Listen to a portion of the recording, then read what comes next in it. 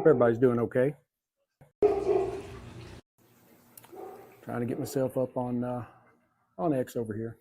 You know, my usual deal. Can't cut yet. Can't cut yet. Not yet. I am glad you joined me for today's show. I have a really great show lined up for you. I think you're going to like it. That's not it. That's from last week. I think today is going to be just a real rich and harmonious journey between some like sherried sweetness and some bold Nicaraguan cigar flavors. I think you're really gonna enjoy it. If I can ever get myself up here, the way I can see what's going on. Anyway, it always takes a while. Today I am pairing the Macallan 12-year-old Highland single malt Scotch sherry oak cask, and I am pairing that with a Cristobal Revelation cigar. There's a lot of stuff going on. I think it is going to be a really great pairing. So we are going to go ahead and dive right in and get started on this thing. The Macallan 12-year-old sherry oak cask. This is a single malt Scotch. It is seasoned in. It is aged in exclusively in sherry seasoned oak from Jerez, Spain.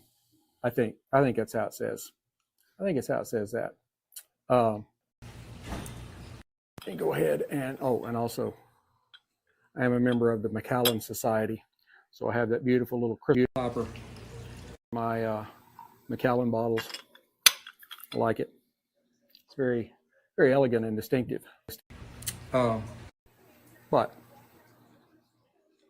look at that. That is just a beautiful, beautiful, deep kind of golden amber with nice glints of copper in it. It is such an elegant spirit in the glass. I love the Macallan 12. There is actually two 12s. There's the sherry, which is this one, and then there's the double oak. I've the double oak, but I really love the sherry. I like what the sherry casks bring to it. That is a lovely spirited glass. And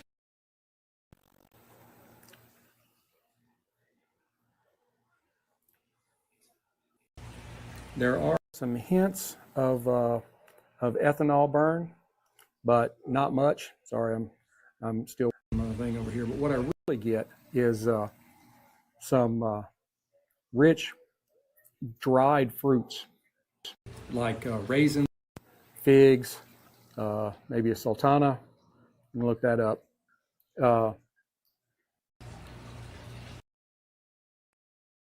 Like warm baking spices, cinnamon, nutmeg, clove.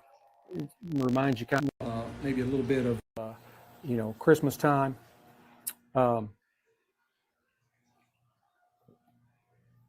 Deeper down, there is some really good notes of dark chocolate and a little bit of orange peel, and maybe some really rich oak, and then some nice wisp of and maybe even some like toasted almonds, something like that. Let's go ahead and give it a drink.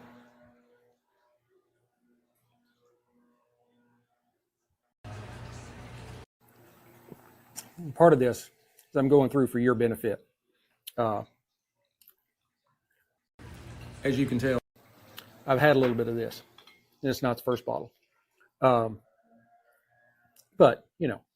I can't just come out here and just start telling you about it. I have to realize, I have to make it engaging, right?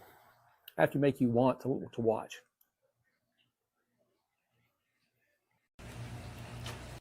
And I was saying all of that and forgot where I was. On the palate, it's nice and full body, but it's silky. The first wave of kind of sweet, soaked fruits, like plums, dates, raisins, that kind of fruit. More of the muted fruit. I love like dried dates. I love those. They're wonderful to me. I could sit down and just eat a bag of them. But, anyway, where are we at? All right. After the plums and raisins and dates, oh my. Lions and tigers and bears. Watching college football.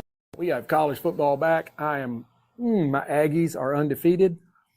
They're off this week, so they're going to remain undefeated. And I am just hoping that they can hold it together through SEC play. There's some tough. We'll get back to the whiskey thing in a second. There's some tough games coming up. The SEC is all tough.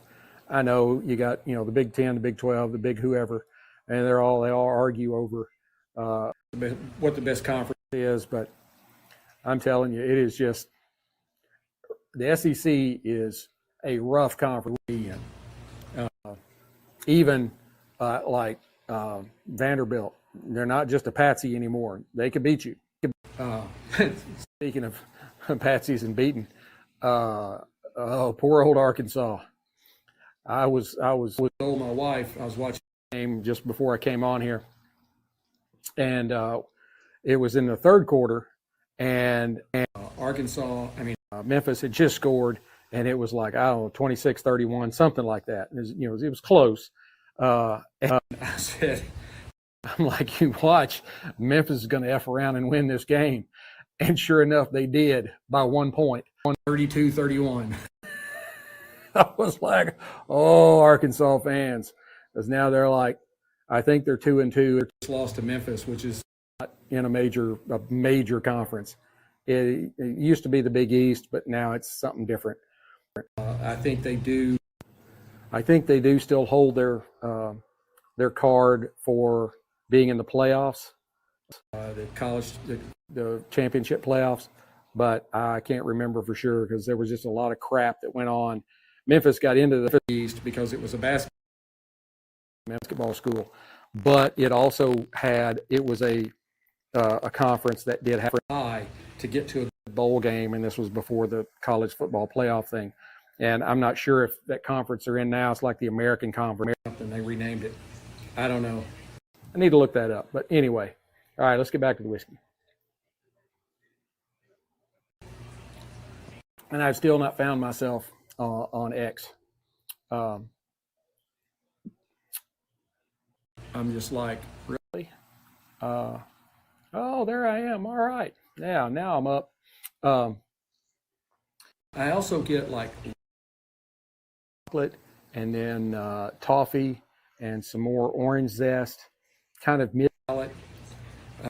You get this nice kind of gentle oak tannins and some spices like cloves and ginger. And that gives it a really nice structure. And then on the back end, you get these hints of like roasted, a little bit of espresso kind of bitterness, which kind of balances it out. Now, the finish is medium to long. It's warming and elegant, which is one thing that you can definitely say about it is elegant. It's got this lingering dried fruit sweetness that kind of melds with ice and kind of that gentle oaky dryness. And then there is kind of just as it fades out, there's an echo of cocoa and then some citrus peel, not specifically orange, but citrus peel. It is a wonderful spirit. If you've never had the Macallan 12-year sherry oak cask, you should go out and get somewhere between like $60 and $90. It kind of depends on where you go. I mean, I know, especially bourbons, whiskey. I mean, scotches, they may stay high for a while because they have to come from Scotland, but birds have been coming down, and the allocated stuff there's a whole lot less of things that are considered allocated than there used to be. Saw a guy with a post on some things that you shouldn't be paying premium prices for, and he got to a bottle of E.H. Taylor batch, and they were selling it at that liquor store for like $139 a bottle, and that was just made this last week. And I bought a bottle of that exact same spirit E.H. Taylor small batch like a month ago at one of the liquor stores that I go to, $65. Yeah, they were whatever that place was, they were trying to charge twice as much as what I paid for it. I was like, that's just crazy. All right, let's move on to the stick, the San Cristobal Revelation. I love San Cristobal cigars. I have yet to try one that I have not liked. I mean, it gets points just for the band. I love the band, and that whole theme that it's got going on there, because as you folks know, I am a Parrot Head and a Kenny Chesney fan. I want to retire to the beach. That's my goal. So anyway, this is handcrafted by the Garcia family, Pepin Garcia. You may be familiar with that name. In Nicaraguan. It has a Nicaraguan filler and binders wrapped in a beautiful Ecuadorian Sumatra wrapper. It is kind of a medium brown. It's got a slight oil tinge to it. And minimal painting. I mean, there's some painting on it, but what there is, you can just barely see. There aren't any real, maybe right here is the most pronounced vein on the entire stick, and that's not really all that pronounced at all. The seams are invisible. I can't see them. Now, the nose.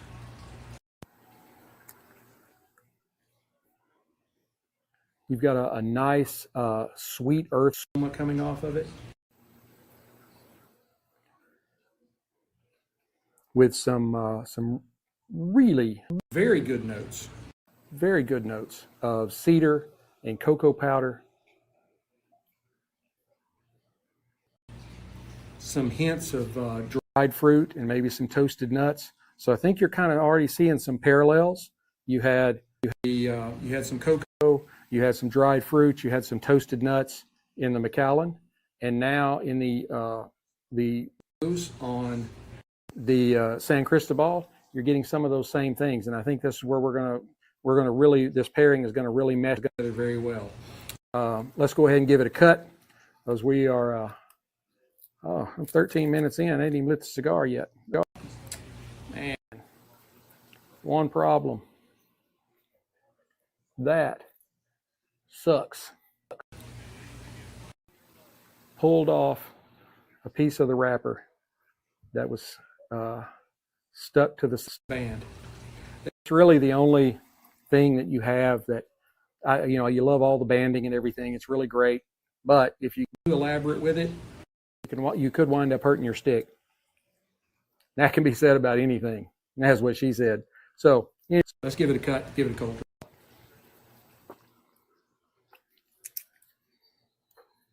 Pull my Herf double finger over. We're going to give this one a usual, very nice V cut. These are my favorite cut. This is the Cassetti multi-cutter. As you can see here in the middle, it's got the V cutter and the guillotine cutter. And then on the end, it has a punch cutter. So it's really great. It comes in a little velvet pouch. You can put it in your pocket, your lighter. Cigar lounge, you're not really sure when you walk in there exactly what you're going to buy. You have a tool in your pocket that you can use on anything. And that's what she said. All right, cold draw.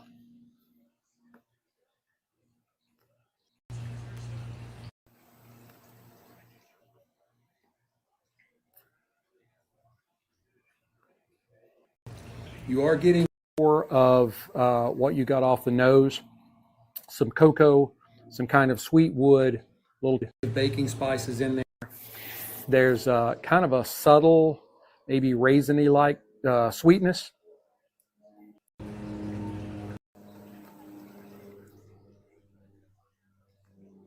And I think that will kind of all come together to kind of foreshadow the richness that we're going to indulge in here momentarily. I also, while I'm rolling, does look like there could be a little hint of tooth in it, some little oil pockets. We'll see how that goes. I love those. Oh, and it has a beautiful, very large triple cap. All right, let's toast her up here.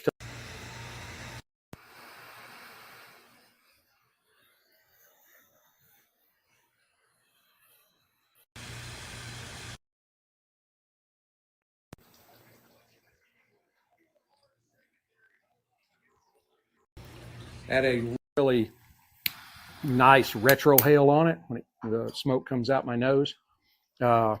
It's very tart, almost like lemony in your nose. It kind of drew your cheeks in just a little bit. Now I got this little cheap single torch just to make sure that I can, because I have a lot of, I'm not the best in the world. That's one reason I use the Rocky Patel Envoy with five flames in it. Because, it's just the way it is. All right, keep going.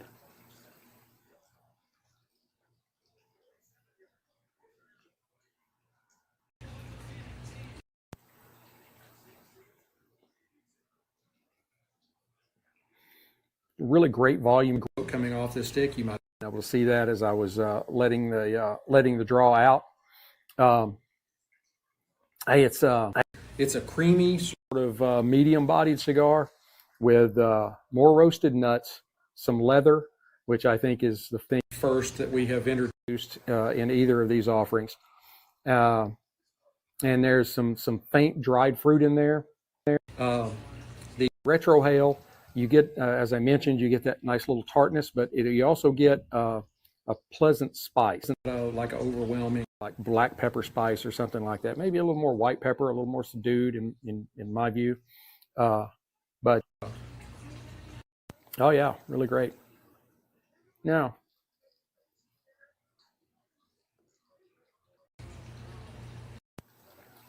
the finish is very smooth. It's got a rich velvety smoke. It lingers, kind of a medium finish on it, not super long, not short. You get some cocoa, some spice, a touch of sweet earth, and it's got a really balanced medium body without being harsh. But let's try them together.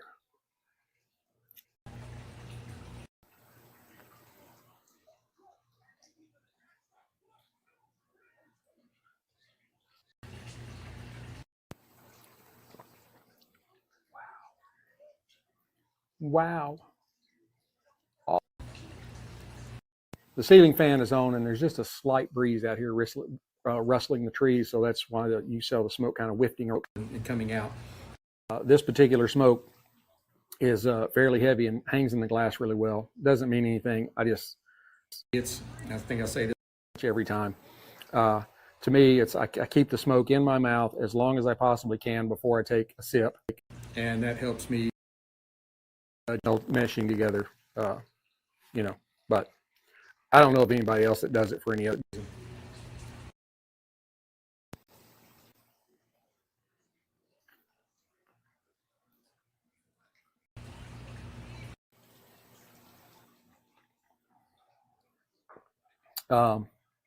My initial impression is that the Macallan's sherried sweetness immediately complements the Revelations, cocoa, and kind of fruit character. The sip softens the cigar spice somewhat while kind of elevating that underlying sweetness that's in it. Really, very, very good smoke. Excellent spirit.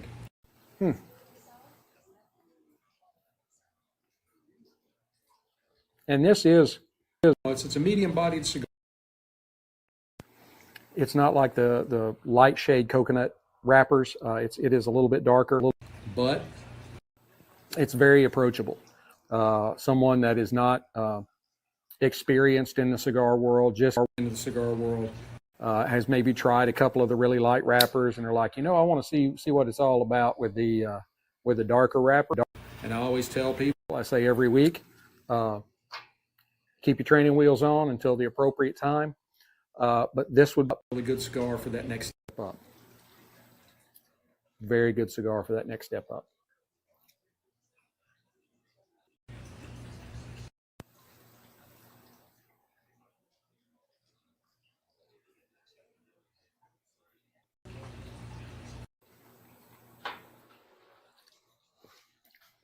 These two are excellent together.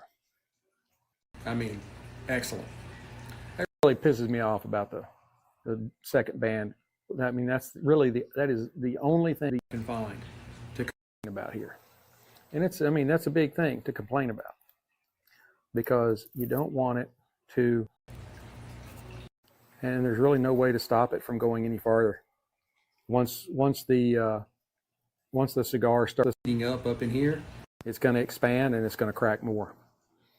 I am going to try something here because that's right on a leaf vein. I don't think I can get it in there. I can't. I was going to see if I could cut it with my cutter and cut that vein off, but yeah, that sucks. Well, I got a few more of these. We'll see how it goes.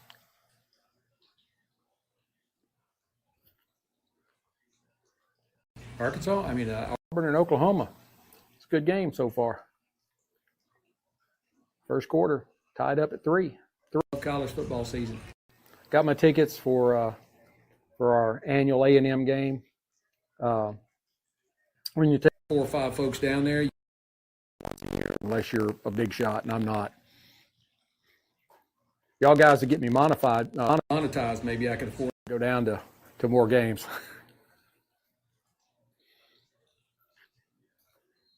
But it's a 7-hour round trip, and I won't make it in one day. So got to spend the night. And I'm like, well, if you're going to spend one night, you might as well go down Friday night and stay till Sunday. Hang out, go down, eat at the Dixie Chicken, go by Aggieland Outfitters, roam around the campus a little bit, make a weekend of it. I've got 2 more in the bullpen warming up down there. I've already had 1 graduate from there. I did some graduate studies down there. Got these 2 wanting to go down there. It's like all the other college fans that are not A&M fans are like, yeah, it's a cult. Okay, yeah. Okay. We're gladly take that. We don't care.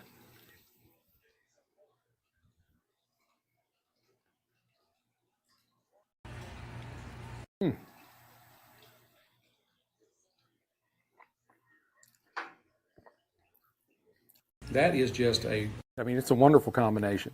Now, those that may not know a lot about Scotch, this is a high single malt Scotch. Highland is one of the 5 Scotch growing regions. You have Highlands, Lowlands, Speyside, Campbelltown.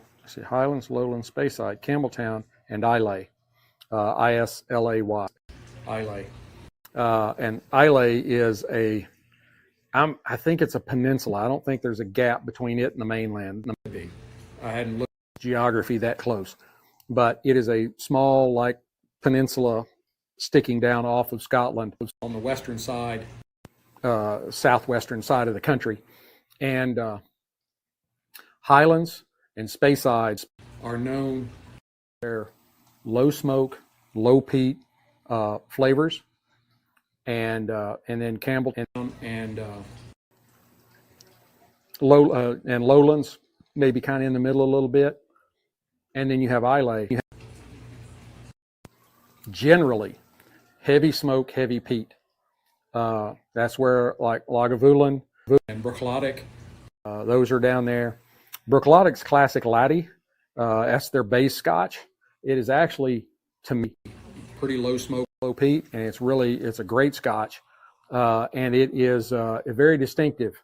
You can pick it out almost immediately because it is in a baby blue bottle. It stands out.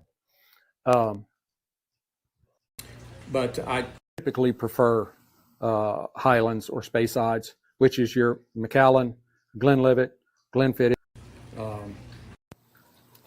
Aberfeldy, the Dalmore. The Dalmore is an excellent Scotch. Excellent Scotch. The 12-year, which is their base Scotch, is the best. They have a 12, a 15, an 18, a cigar series. I haven't had the cigar malt, but I've had the other three. I had a hookup with the representative in this area for the Dalmore, and he got me samples of all of them. And then I've got a bottle of 12-year, and the 12-year is, to me, it's the best. It's almost like a dessert. I mean, there's like chocolate and cherries, that just general sweet. If you like, take a chocolate covered cherry, and you got all that little stuff around the cherry inside, the liquid stuff is just like sugar. All of that in the same bottle. Oh, excellent Scotch. Sorry. I'm getting a little excited.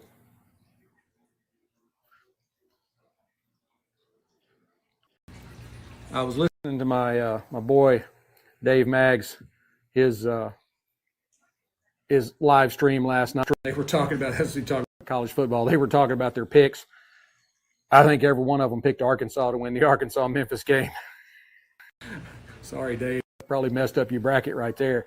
That may have messed up your picks for the weekend. Memphis has actually turned around. They used to, but they were just a few years ago. They started off the season ranked, I believe. I mean, like low ranked in the 15 to 25 area, and they didn't stay there long. But the first time in my memory, and I lived in Memphis for 20 years, that I ever remember being ranked. Still to this day, and this goes back to when Peyton Manning was at Tennessee. That's how far back that goes. Peyton already retired from the NFL. Tennessee came to Memphis to play and lost. There were more Tennessee fans in the crowd than there was Memphis fans, and there were grown men crying. Grown men crying because Memphis had beaten their beloved Volunteers. I hate the Volunteers, just like I hate the Longhorns. Sorry. I'm a little passionate about that.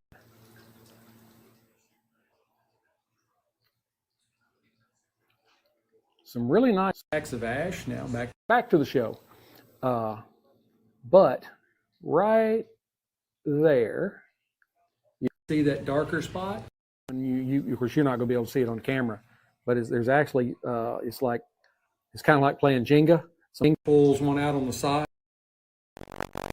So I'm not going to take any chances because you know what happens to me in this event. Go ahead and tap ash because I like to tap ash.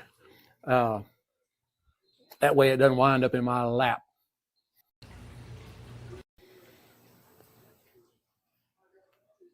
I mean, there's a lot to be said for some good ash, you know. It is what it is. This show is all about the veiled references.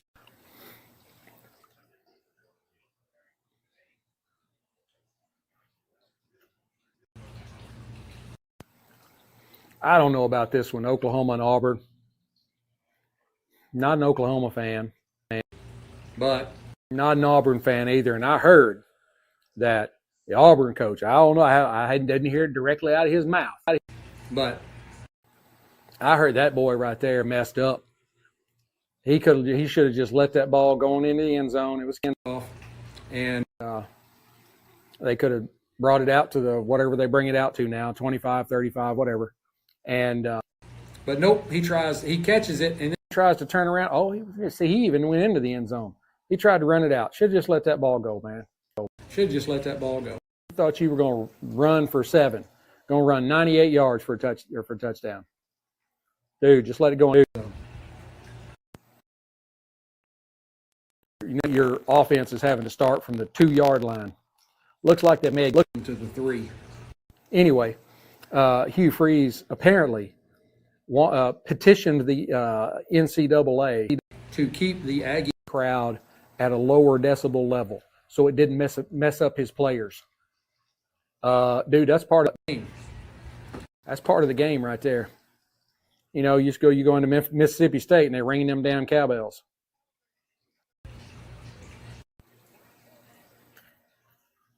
If fans are yelling loud enough to affect your players, you need better players or they need better coaches.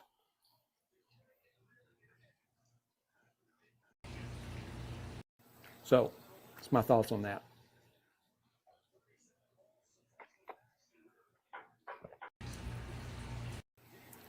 We're not quite halfway there. We're getting close. It's a good one.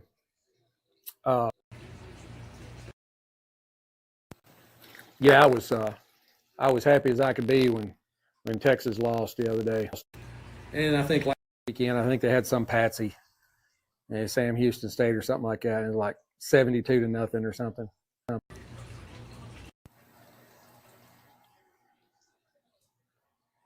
But last week,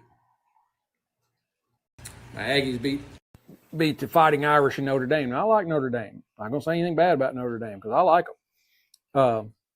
But it was in South End. I gave up. I did. I've been an Aggie fan for a long time, 15, 20 years. And we had a modus operandi of getting into a game, and then collapsing in the fourth quarter. Well, we got down, 3 minutes left in the game. James scores a touchdown. Goes up by 6, I believe. It may have been 5, but it was more than a goal. So they, kick off to us, and I'm like, this game's over. They can't win in a field goal, so they're going to have to touchdown. So I turn the TV off. But I can't give up. I'm watching, the play-by-play on my phone, the little phone, and it shows the ball moving. So I was keeping up. I didn't 100% give up, but I was just like, yeah, I think this game is over. We're going to lose. Because it is, going into one of the, a big-time program, like a top 20 type program, going into their house, it's tough to beat them. And that's any big school. So you're already kind of fighting from behind, but yeah, I was extremely excited when I saw us score a touchdown with 13 seconds left. Yeah, kick 'em. So.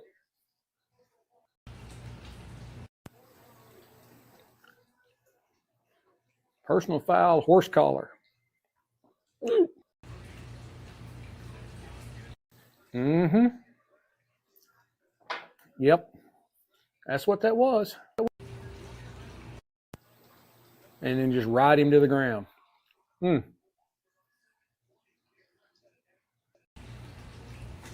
Gives Auburn a fresh set of downs to play from. So it looks like we're getting a halfway mark here. So I'll tell you what I think. As the whiskey's kind of oak and spice deepen, the cigars, roasted nuts, and leather, they kind of echo back.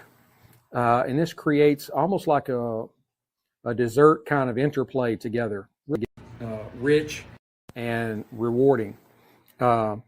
And you get some, the notes of fruit and chocolate and wood, and really go together very well. I have, again, the only complaint I have so far is just that little spot on the band right there, or on the wrapper where the second band tore off part of the. Those of you that joined later, because there's a couple of dozen on here, or close to it now. When I took off the second band, that happened. Hate it when that happens. And if you notice, most people will leave the band on until the cigar gets up close, And that's because as the warmth comes up through the stick, like the stick is warmer. It's warm to my fingers right here, but down here, it's really not. So as as that warm section continues to move down the cigar, it'll warm up that cellulose glue that they use, and it makes the band come off really easy. But I have a habit of taking second bands off. I probably shouldn't do that, but it very rarely happens like this. It just is what it is. All right. Oklahoma's already had 3 sacks. The Auburn quarterback today. Oh! Dog, it went right through the. Oklahoma was about this close to having a interception, because that's where that guy, his defender's hands were around the football, and it went right on through.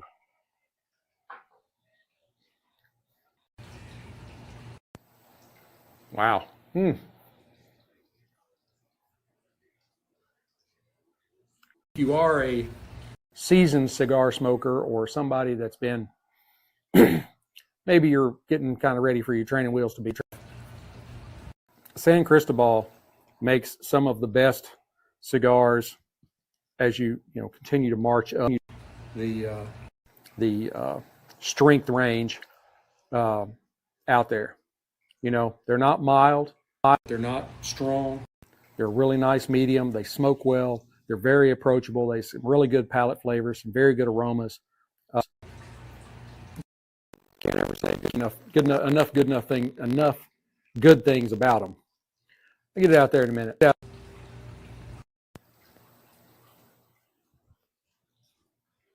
And today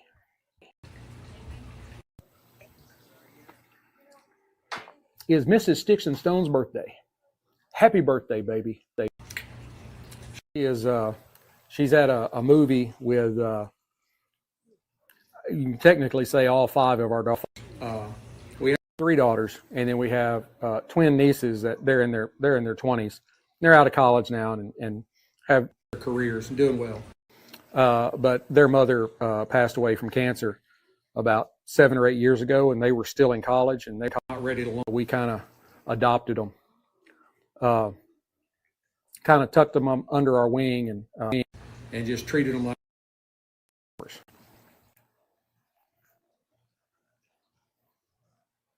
So she's having girls' afternoon, watch Friday, and then we are going to Babe House. I know it sounds wonderful, doesn't it? It's actually a staple here in the on the north side of DFW. And you'll go and you'll have to wait in line to get in, sometimes an hour or more.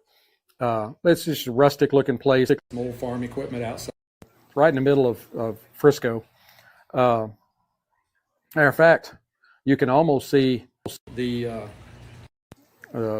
City Hall area from there.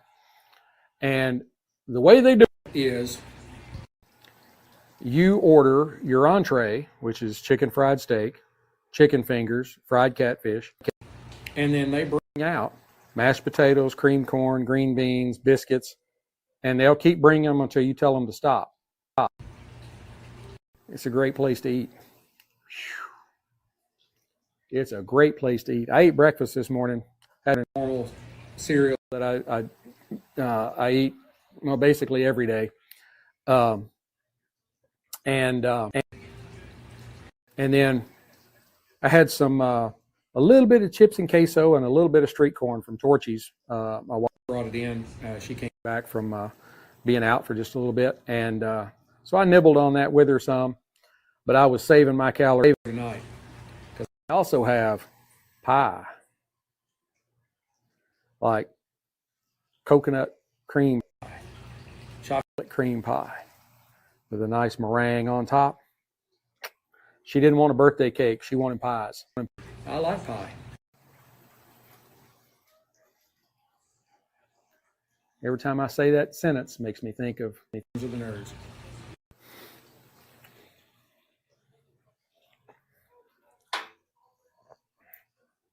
this is going along pretty well. We're at 39 minutes and we're over halfway in. Cigar normally should be somewhere in the neighborhood of 45 to 60 minutes. Some cigars may go over that. Some may go under that, especially if you have a cigar that's much shorter, say a 4.5 inch, or if you're smoking a cigar that's really large. One of the flathead cigars, there's a 7 by 70. So it's 7 inches long, and it's a 70 on the ring gauge. Now, a 70 on the ring gauge will not even fit in my guillotine cutter. That cigar is shaped. It might not even get in my V cutter. That's a cigar. That's a lot of cigar. That's more cigar than I'll smoke. I typically stay in the Robusto to Toro Gordo range, somewhere between like 5 inches to about 6 1/4. And Oklahoma just scored a touch. And a 54 or so on the ring gauge is probably about as big as I'll go. I like the 50 to 50, maybe a 60, 50 to 60. That is about it for me. Just on my normal smoking. Now, if I pair one that is, it's larger than that, I got to give the fans what they want. But just on my normal smoking, I don't. That's too much for me. I ain't afraid to admit it. I mean, I'll give up on a poop after about 15 minutes. So.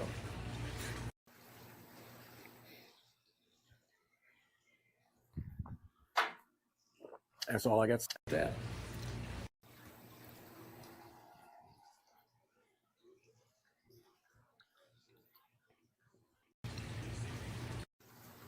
Yeah, if you have never tried one of these San Cristobals, specifically the Revelation, and it's probably a Revelation, but this is from Central America. Revelation.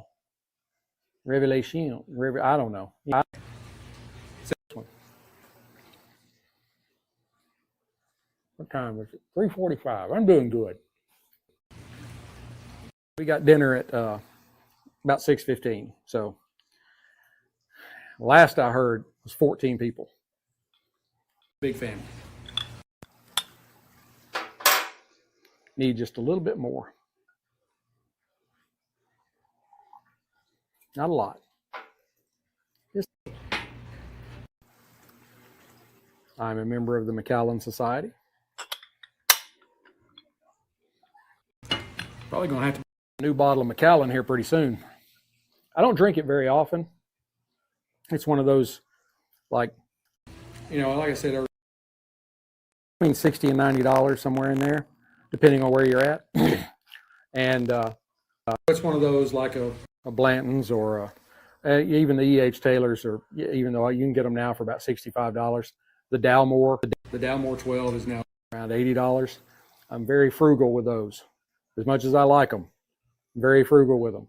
I'd much rather drink something that's $40 a bottle most of the time, and only have those out, special occasions and whatnot. Or, I just feel like having a little glass of that tonight. That's what I did with the bottle of Johnny Walker I had. I actually had it for several years. Still have the bottle, even though the bottle is long empty. A little case it comes in and everything. But that's like a $225 bottle. That was a gift. I didn't buy that. And it lasted a long time.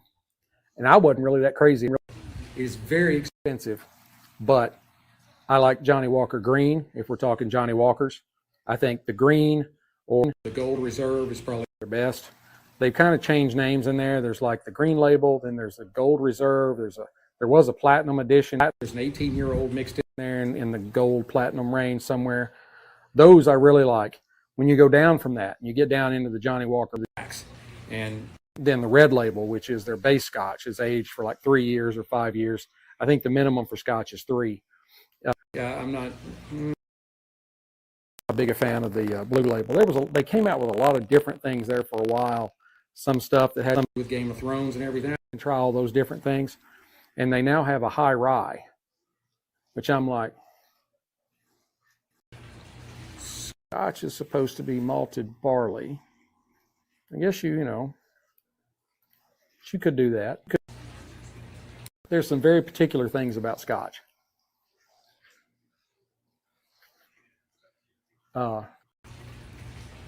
Number one, it doesn't matter whether you use 100% malted barley or not. If it's not distilled and bottled, and maybe the bottled may be wrong, but I know distilled and aged in Scotland, you can't call it Scotch, or the Scottish government will sue you. They're serious about it. So you see a lot of whiskeys. Well, I've got one in there now. It's from Keeper's Heart, and it is a single malt, but that's what they call it, a single malt whiskey. The Japanese, they've tried to get into these Scotch type whiskeys, and theirs is always called malted whiskey because you can't call it Scotch. It's sort of along the same lines as bourbon that is actually distilled and aged in Kentucky. You can't call it Kentucky bourbon unless that happens. And then you have the Kentucky straight bourbon. And there's some other rules about that too. But I've had some really good whiskeys that were bourbons that were not from Kentucky. Kentucky is like the Mecca, but there's some bourbon makers here in Texas that have some Garrison Brothers. I really love their stuff. And then I do like Keeper's Heart, but Keeper's is an Irish whiskey, but they'll blend it with bourbon or American whiskey. Keeper's Heart's got some stuff. It's very affordable bourbon too, but you can't buy it around here. You have to order it from them. They'll ship it to you if your state allows that.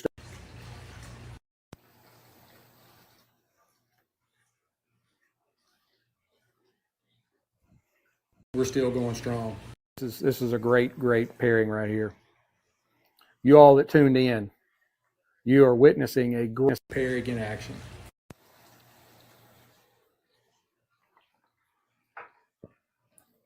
I'll go back. I'll probably, after this, I will probably go on live stream on Rumble. You want to jump over there and tell them what they missed. I need to try to start live streaming on Rumble again, and I can carry to where I'm carrying right now to X and to YouTube, but I'm also live on Rumble. But their live streaming is a little glitchy. Sometimes it's hard for you to get on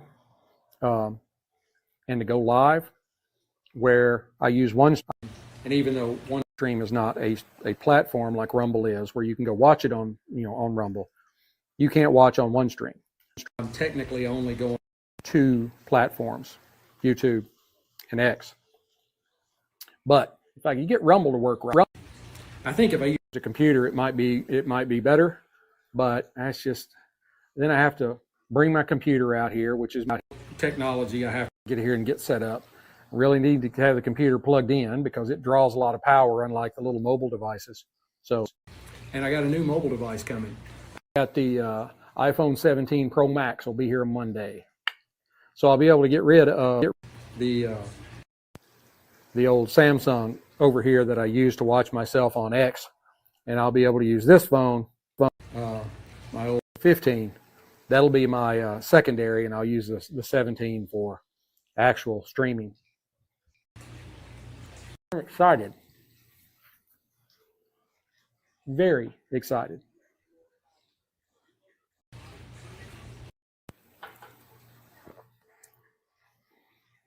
Had a little bit more curling, as you can tell, as it's up there.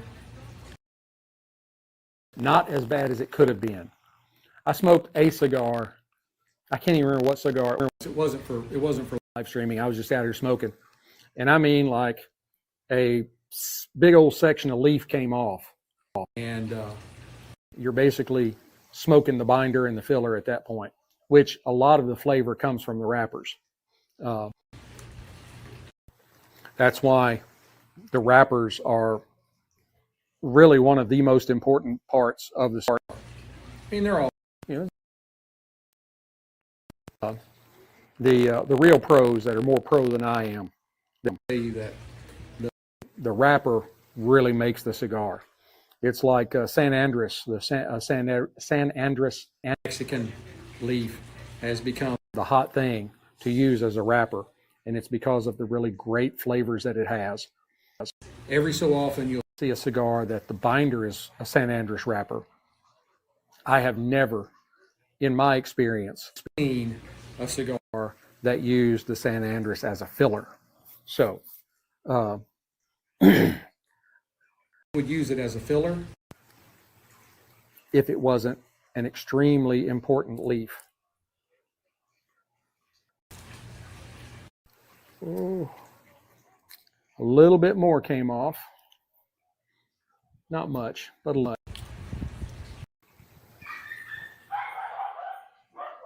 Rocco next door.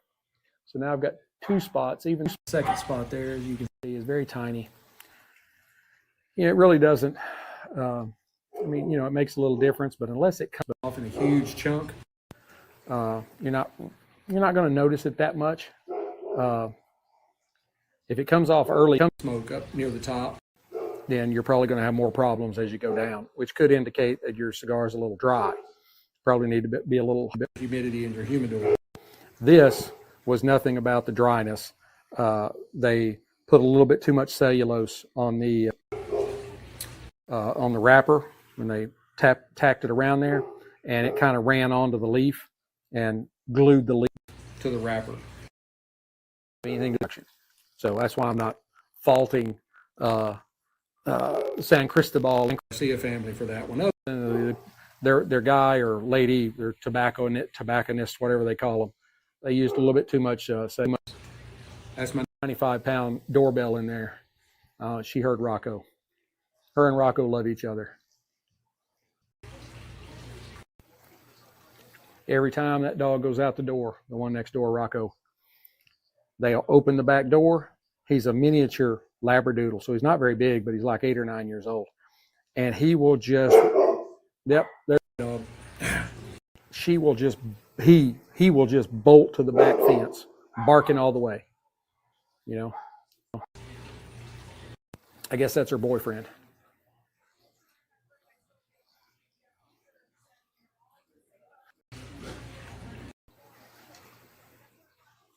People, this is an awesome smoke.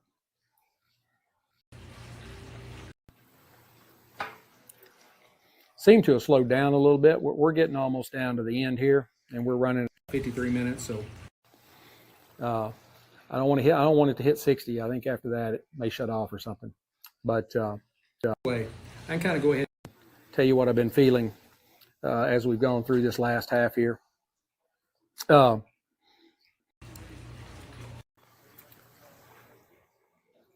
Sorry, a little bit of tobacco. Don't like that. As we've gotten closer to the end here, wow, can't believe you caught that ball. The flavors have stayed rich, engaging. You've got a little bit of, like bitter espresso and things of that nature. It's come in here at the back. Sorry. Hard to get through an entire show live without something happening. But the pairing really showcases how a full-flavored yet refined single malt can elevate a bold yet balanced Nicaraguan cigar.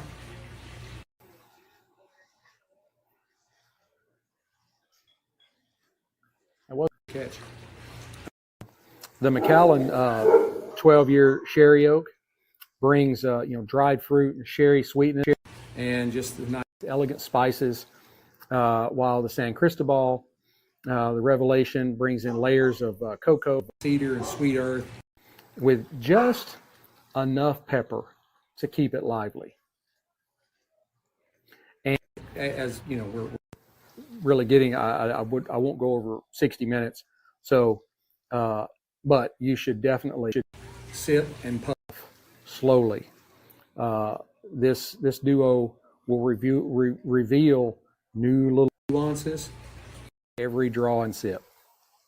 It's an ideal match for those that enjoy depth and richness and like a seamless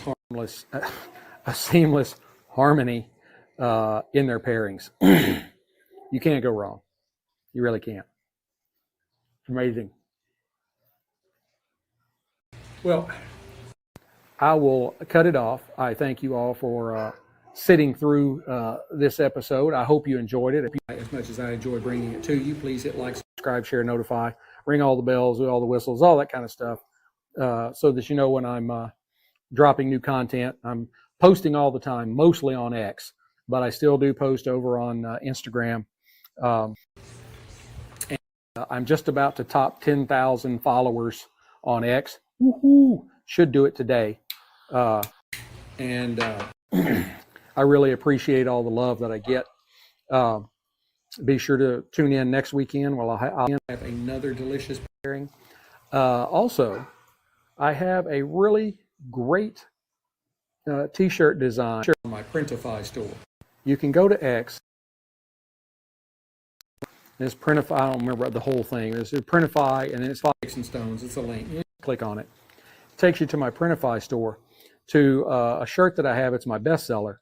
It's just got the red, white, and blue American flag on the front, Sticks-n-Stonez underneath, just about like this, just small. And then on the back, it's got a full-sized soldier in desert camo with his helmet, his goggles, dust bandana on. It's got his M4, and then it's got the Isaiah verse. The Lord asked, "Who shall I send? Who shall go for us?" And then underneath the soldier, it says, "Here am I, Lord, send me." Especially after what happened with Charlie Kirk, week and a half ago. He really embodied that verse. He was going out into hostile territory every time he went out and invited people that had different views to come and debate him. One in his honor. Wear it proudly. It comes in more than a dozen colors, a litany of sizes. You'll love it. It's about $20. You should do it. I've got two. So, till we get to be